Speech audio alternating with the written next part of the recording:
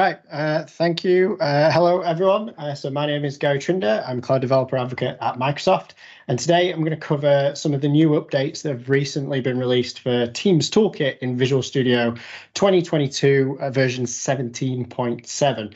And I'm going to show how you can bring an existing Microsoft Teams.NET app into Teams Toolkit. So let's start with Teams Toolkit. What is it? Well, Teams Toolkit for Visual Studio is an extension that makes it easier for developers to create, debug, deploy, and publish apps for Microsoft Teams and do it fast. So create your project, press F5, start developing, reduce those manual configuration steps, and let the automation that Teams Toolkit gives you do the rest. Now, whilst that's great from getting started point, we've heard a lot of feedback from developers. Feedback like, I don't really know what Toolkit is doing behind the scenes, and I want to be able to change what it's actually doing. And I've got resources already that I've provisioned. I want to reuse those. And another issue of, well, you're using ngrok for the tunnel endpoint for developing bots, but my organization blocks it. So in this latest release, there's been updates to address these challenges so that you can see exactly what Toolkit is doing behind the scenes, that you're able to go and change things, that you can reuse those resources, and you don't have to use ngrok anymore. So the first update is the introduction of what's called a project file. So this is a YAML file. It's similar to a GitHub Actions workflow if you use those in the past. So this defines a set of lifecycle stages and actions that you can run. And this is kind of going to trigger automation so you don't have to do manual repetitive tasks. And it's fully customizable as well. So you're encouraged to come into here and change these files to your own needs. So within that project file, we have lifecycle stages that contain actions. And these actions are individual blocks of processes that just describe what's going to happen when the automation within your project runs. And Teams Toolkit provides a set of predefined actions that your project can use, and you can use to just take your project in whatever direction you need it to.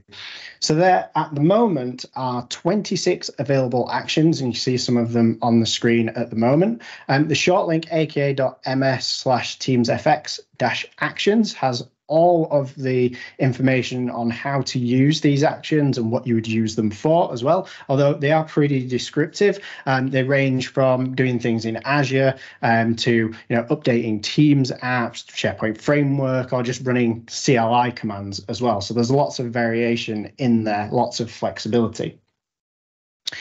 And finally, so I mentioned that you don't have to use ngrok anymore.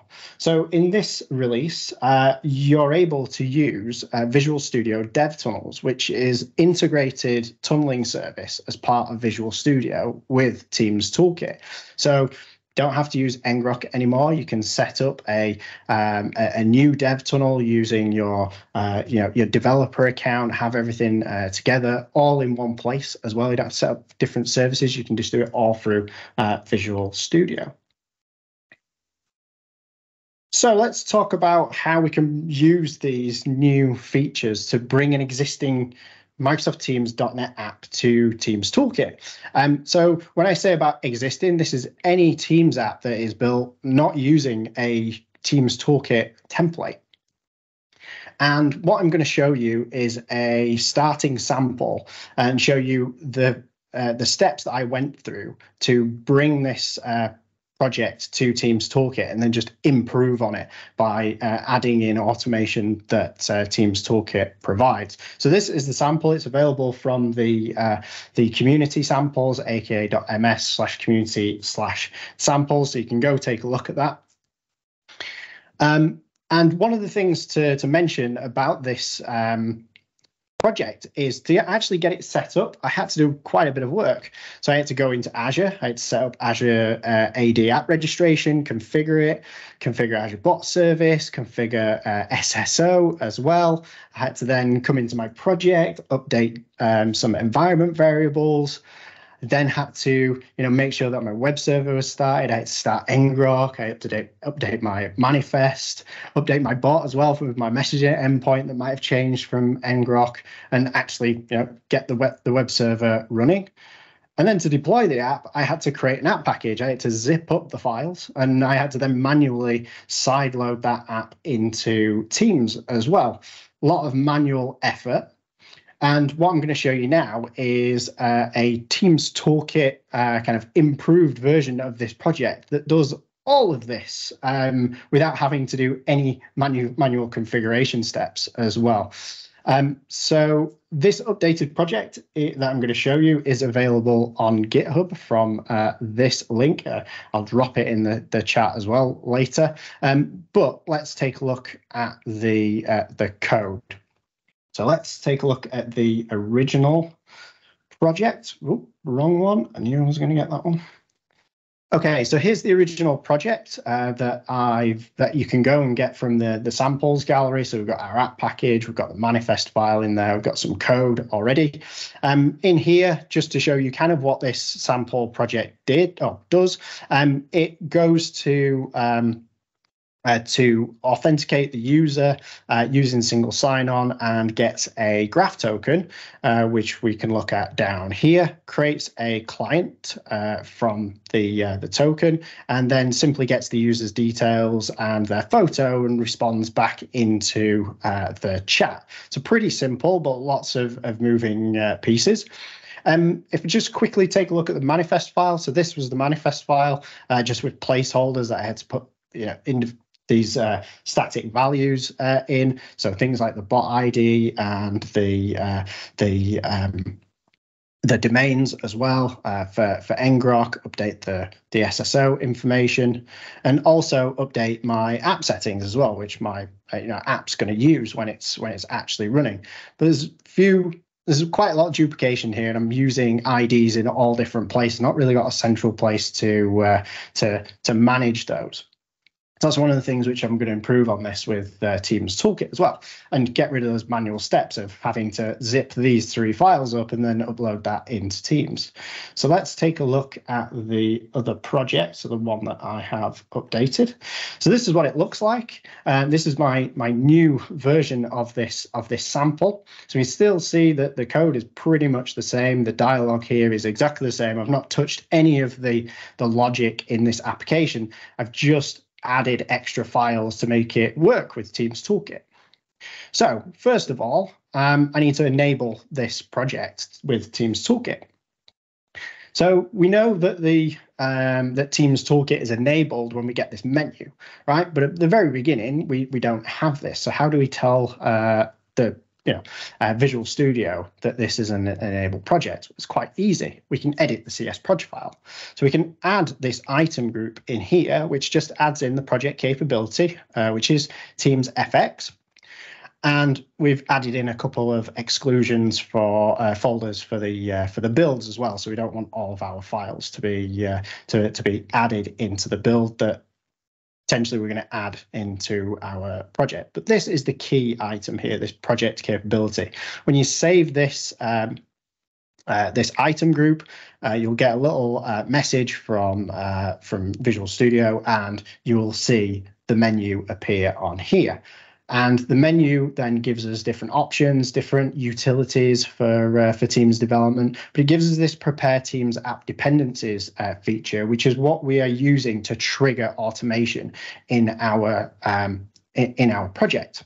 So how do we then start to make sure that we can start this automation? Well, a great place to start is actually centralizing our environment variables. So I've created a folder called env, and in here we've got a few files. Ignore the sample ones for now, you can check those later in the GitHub repo, but the env.local file is where I store all of my environment variables for this project. And there's quite a few here at the moment, but there's some main ones like the app ID for the bot, the connection name that I'm using for the graph connection, Teams app IDs, so on and so on. But basically, this has allowed me to centralize my my environment variables, and I can use this throughout my project and really use Teams Toolkit's ability to have token replacement in different files in this project. So the other place where I'm storing a variable is in this one in the user sample. So we have our app password as well. So we store this in a .user file just so that we separate our client secrets, our security credentials from a different place from our normal environment variables. So once I've got all my environment variables stored in more one place, I can then start the automation, and I can do this through the project files. So I have two project files here, Teams app YAML and Teams app local.yaml. So at the moment, you have to have this file here, even though I'm not doing anything with it at the moment, it has to exist. But this local file is where the automation is going to be triggered. So in here, you can see I've got a number of actions to create a Teams app, create the Azure AD app registration, update it as well. So I've got an extra file in this project now that actually I can configure my Azure AD settings. So if I look at this AAD manifest, I have a copy of the manifest from the Azure portal, but I'm using token replacement for injecting the ID in there, the app IDs. I can come in here, change the permissions that it's using as well. And reply URL. So I don't even have to go into the Azure portal anymore. I can just come into my project and make changes and then just push those changes, which was really, really nice. Couple of other updates that we've got. We've got some validation for the manifest and being able to zip the app package automatically, validate that app package as well. And once it's validated, actually upload that app into Teams for us as well. The next task is an ARM deploy task, which, because I'm using Azure Bot Service, I want to keep that in check. I now want that Azure Bot Service to be part of my project so that I can make changes. And then, again, same with the Azure AD app registration. I want to make changes in my project and then push those to Azure. We can do that with bicep files in here. So I've got a bicep file that has the definition of my bot service. So it describes the channel that it's using as well, and also a graph connection, which I'm using for SSO. I have a parameters file that also uses the token replacement that Teams Toolkit gives me. So I can reference my environment variables in here as well. Really nice. I go back to the file. So in here, I've got a couple more tasks that are happening. I can sync my app settings from my environment variables as well. Again, just using token replacement. And this final task adds a nice debug profile into Visual Studio so that when I hit F5, it can actually launch the side loading install dialog straight for me, and I don't have to go manually and update things. So after doing all of those updates, what that means is when I come to Teams Toolkit and hit Prepare Teams App Dependencies, I get this little dialog asking which account do you want to use. So this is the tenant that it's going to start provisioning these items against. It's going to provision everything if it doesn't exist, but if it does exist, it's just going to make amends and go, okay, I know that you've got these app registration IDs. I know you've got Azure as well, and it will make those slight updates for you, which is, again, really nice. Just means that you don't have to keep going backwards and forwards and making those manual updates. Now, I'm not going to run this process now because it will take a while, but you can see that I've already run this process, and you can see you get a nice summary of all the things that it's actually done as well. So I'm at the stage where everything is complete. I can just run F5 or go into here and run that. Now, one thing that I didn't mention was DevTunnels. So I have a DevTunnel set up in here as well, and that's really nice and easy through the UI. I can just use my existing account, give it a name, make it public, and Teams Toolkit will pick up that URL for us when we do the Prepare Teams App Dependencies, and it will automatically then update our environment variables in here, which is great. And if this ever changes, if I want to use a temporary tunnel and Visual Studio changes it every time that I open Visual Studio, or a permanent one, what's great is because I've got the ARM deploy step in there, it will automatically update the Azure bot service as well, keeping everything in sync. So really, really nice. Let's just run this app now. So I'm just going to run F5 and let's quickly see it running.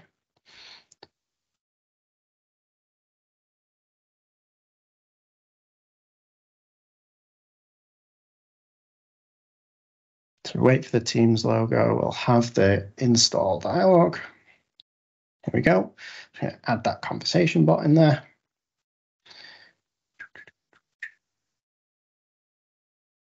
Okay, so I've just had a notification because we've got a welcome message in here. It's already started a new conversation. So I'm going to type anything to get logged in. That's going to log me in. It's going to return my name, my job title, and my picture as well. Perfect. So it's all running, same as what it was doing as in the original sample, but now this project is in a much better place. So if I quickly go back to the project, let's just say I'm a brand new developer coming to this project and these IDs don't exist, right? There'll be a few which are static, but let's say I've just removed all of these.